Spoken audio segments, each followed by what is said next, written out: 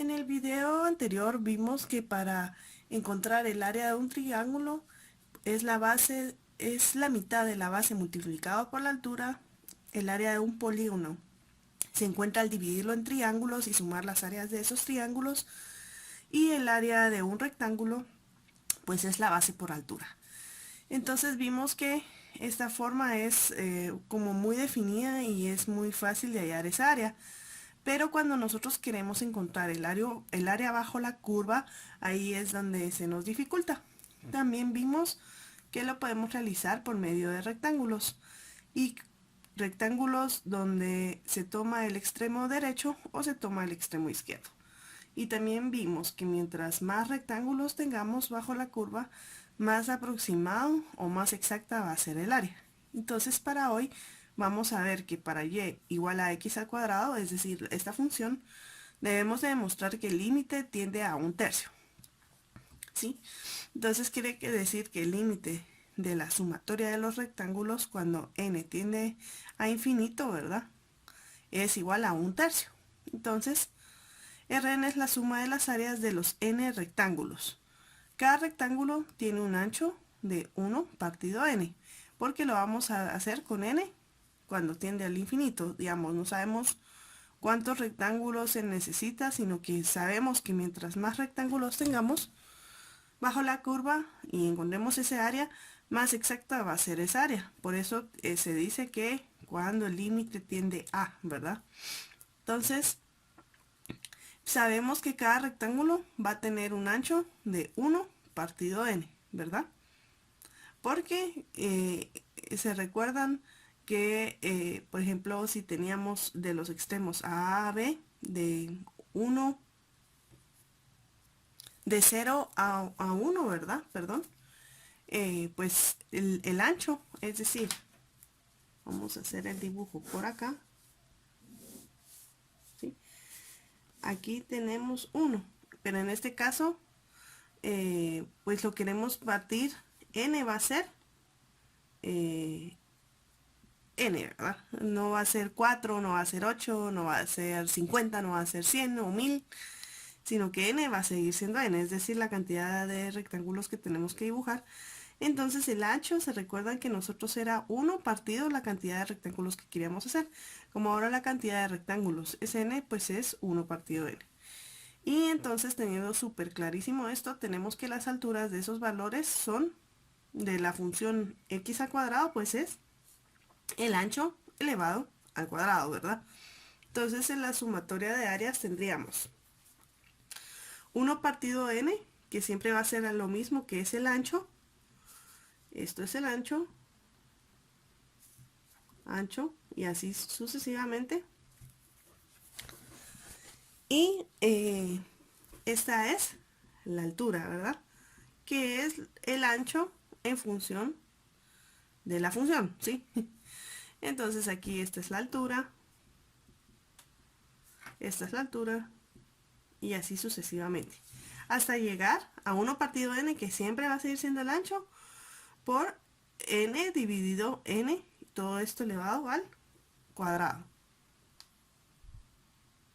Y por ejemplo, aquí se habrán fijado, esto es elevado al cuadrado, eso era lo que me faltaba. Entonces, esto hasta llegar a n partido n. Si nosotros factorizamos esto, tenemos que el factor común es 1 partido n, y el factor común también es 1 partido n al cuadrado, ¿verdad? Y sería pues 1 al cuadrado más 2 al cuadrado más 3 al cuadrado más 4 al cuadrado más 5 al cuadrado hasta llegar la cantidad de rectángulos que queremos hacer, que sería n al cuadrado. Si nosotros operamos, nos quedaría 1 dividido n al cubo por esto que ya acabamos de ver. Lo que sería la sumatoria sería 1 partido n al cubo. Y ahora usamos la fórmula para la suma de los cuadrados de los n primero enteros positivos. Entonces la fórmula es esta que miramos aquí en azulito. Es decir, esta fórmula sustituye a esto que tenemos acá, ¿sí? Y entonces tendríamos 1 dividido n al cubo por esto que está aquí, Pues sería n más 1 por 2n más 1 dividido 6n al cuadrado. Sí, lo que quiero dar aquí a mostrar es cómo de esta teoría de sacar la relación de n rectángulos podemos llegar a esto, ¿sí? ¿Y por qué llegamos a esto? El cómo no importa tanto como por qué, ¿sí? Entonces tenemos que, de modo que el límite de la sumatoria de las áreas de los n rectángulos cuando n tiende al infinito va a ser igual al límite cuando n tiende al infinito de n más 1 por 2n más 1 dividido 6n al cuadrado. Y si nosotros evaluamos este límite, nos va a dar un tercio, ¿sí? Entonces, como les digo, aquí lo que importa no es cómo, sino el por qué, ¿sí? Igual esto lo podemos hacer con una calculadora, porque aquí pues omití bastantes pasos, ¿verdad? Porque este no es el fin del ejercicio, no es encontrar el límite como tal, sino saber deducir este límite que está por acá. Entonces, si nosotros evaluamos, nos da un tercio y esa es la forma de demostrar, ¿sí? ¿Y esto para qué nos sirve demostrarlo? Porque ahorita vamos a ver el tema que nos interesa, ¿sí? También necesitamos, para ver el tema que nos interesa, estos sí, conceptos. Nos dice que el ancho del intervalo de A a B, es decir, en la gráfica de A a B, o por ejemplo aquí en esta gráfica que habíamos visto en el video anterior de 0 a 1, eso es A a B, es B menos A, ¿sí? De modo que el ancho de cada una de las n franjas va a ser delta x, que va a ser B menos A partido n. Estas franjas dividen el intervalo A, B en n subintervalos, ¿sí? ¿Y cuáles son esos subintervalos? Pues los rectángulos de x0 a x1, que x0 ya saben que va a ser A x1, de x1 a x2, a x2 a x3, digamos, es lo primerito que vimos en el video, solo que ahora con notación matemática, ¿sí? Ya no estamos haciendo prueba y error, sino que necesitamos tener bien claro esto para entender el siguiente tema, ¿sí? Entonces, de x1 a x2, de x2 a x3, luego el último intervalo sería de xn-1 a xn, ¿sí? Para cuando la función y es igual a f de x. Y recordando y teniendo en claro que x sub 0 va a ser a, el extremo, ¿verdad? Y x sub n va a ser b. Entonces nos dice que los puntos extremos de la derecha de los subintervalos son x1 va a ser igual a más delta x, es decir, este primero que tenemos aquí. x2 va a ser a más 2 delta x. x3 va a ser a más 3x, a más 3 delta x. Y así sucesivamente. Lo que quiere decir que la sumatoria va a ser igual a la función de x1 por ax por la función de x2 por ax y así sucesivamente, ¿sí? Tenemos que el área A de la región S, se recuerdan que la región S es la región que está bajo la curva, que se encuentra bajo la gráfica de la función continua, pues el área va a ser igual al límite de R de n de las áreas que están bajo de la curva cuando n tiende a infinito, lo que también se puede sustituir como el límite cuando n tiende al infinito de la función x1 por el ancho del intervalo, que sería delta x, más fx de 2 por el ancho del intervalo y así sucesivamente, hasta llegar a la función x sub n, que es como este trocito, ¿verdad? Es un rectángulo por el ancho del intervalo. Entonces, teniendo claro esto, tenemos que si f es una función continua definida, para a menor o igual a x menor o igual a b, dividida en el intervalo de a a b, es decir, tiene que ser definida, tiene que ser la función tiene que ser continua, se recuerdan del concepto de continuidad de funciones, y también tiene que tener definición, es decir, extremos finitos, ¿verdad? Tenemos que, si dividimos el intervalo en n subintervalos, es decir, en n rectángulos o en n subintervalos, que son los que vimos acá. Los subintervalos van a ser de x0 a x1, de x1 a x2, de x2 a x3. Son los pedacitos que van de aquí para acá, de aquí para acá, de aquí para acá. Estos son subintervalos. Entonces, tenemos que tienen que ser divididos de igual ancho, ¿verdad? Y el ancho pues se va a estar definido, el ancho del intervalo, por delta x, que va a ser b menos a partido n. Tenemos que hacer que x0 sea igual a x1, x2, lo que vimos, hasta llegar a xn, y que xn sea igual a b. Estos van a ser los puntos extremos de estos subintervalos. Y tenemos que elegir, aquí viene la clave, x1 asterisco, x2 asterisco, que son al final los puntos muestra. Así se llaman cuando tienen un asterisco aquí arriba, en estos subintervalos. Y al final, ¿qué son estos puntos muestras? Pues son la mitad del intervalo. Así de sencillo. Parece complejo, pero una vez entendido es bastante sencillo. Entonces, regresando, estos son los puntos muestras de los subintervalos, que al final, si nosotros tenemos un rectángulo, el punto muestra va a ser aquí en medio, ¿sí? Este sería como el extremo, y este sería punto muestra, que es en medio. Entonces, nos dice que de modo que xy se encuentre en el iésimo subintervalo de y menos 1 ahí. Entonces, la integral, que es el tema que nos interesa, definida de f, desde a hasta b, va a ser esto que miramos acá.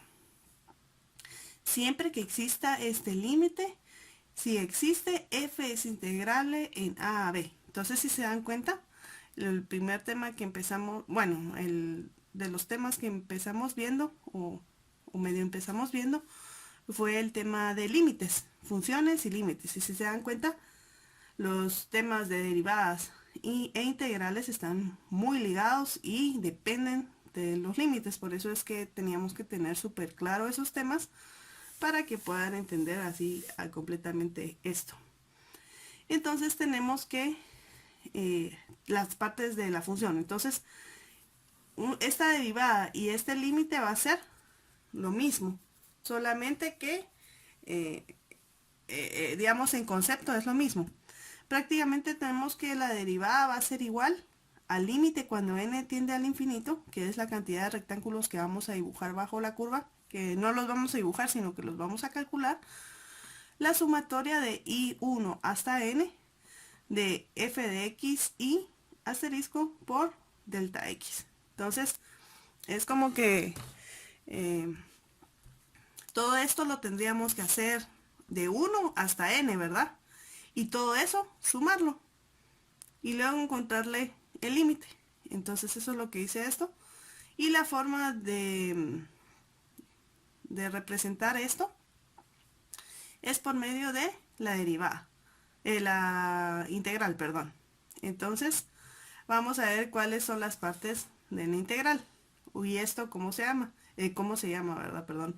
¿Cómo se lee? Sería la integral de f de x de a hasta b. Pero vamos a ver. Este símbolo que está por acá es el símbolo de la integral, que es una s alargada. Luego tenemos a, que es el límite inferior. B es el límite superior. Y a estos dos, b y a, se les llaman límites de integración. Luego f de x pues es la función, pero aquí en una integral se le llama integrando.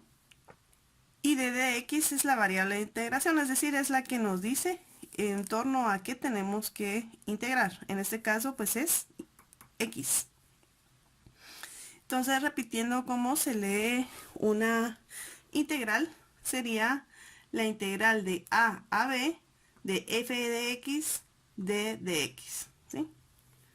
Entonces tenemos, por ejemplo, acá el intervalo a b es una función continua y nos dice que si f de x es mayor o igual a 0, la integral de a b de f de x d de x es el área bajo la curva, ¿sí? Es el S que habíamos estado viendo desde A hasta B, ¿sí? Entonces, este A es este y este B es este. Este límite inferior es x de 0 y el límite superior B es xn, ¿sí? Ahora tenemos que si tenemos una gráfica de este estilo, aquí va a ser positivo, negativo, positivo, ¿verdad? Porque este es el eje X. Y igual la función es f de x. Entonces, la integral de a hasta b de f de x d de x es el área neta. Es decir, esto ya nos permite calcular, sumar esto, sumar este pedazo, aunque esté positivo, negativo, positivo. Entonces, para que lo tengamos súper claro, no necesariamente tiene que ser sobre x la función, sino que también puede ser en los otros ejes. Entonces, aquí tenemos un teorema. Nos dice que si f es continua en a, b, es decir, en este intervalo cerrado, o si f tiene únicamente un número finito de saltos discontinuos, entonces f es integrable en el intervalo a a b, es decir, la integral definida existe, ¿sí? El siguiente teorema es que si f es integrable en a, b, entonces tenemos que la integral de a a b de fx d de x va a ser igual a la sumatoria que ya habíamos visto de x de y por delta x. ¿Y qué es lo que es delta x? Pues delta x es b menos a partido n, ¿sí? b menos a partido n. Y xy va a ser a más y por delta x, donde y es esta y, ¿verdad? Porque aquí estamos en la sumatoria de y1 hasta n, ¿sí? Nos dice entonces que expresemos para empezar el límite de n cuando tiende al infinito de y1 hasta n de esta función xy a la 3 menos xy seno de xy por delta x. Y nos dice que tenemos que expresar este límite como una integral en el intervalo de 0 a pi. Entonces, como ya sabemos que este intervalo va a denotar los límites de integración, entonces este va a ser el límite inferior y el límite superior. Entonces ponemos que el límite inferior va a ser 0 y el límite superior de la integral va a ser pi. Tenemos esta función y los x sub y pues los convertimos a solamente x, y va a ser x al cubo menos x por seno de x d de x, ¿sí? Es decir, d de x es la variable de integración y así sería definido este límite como una integral en ese intervalo.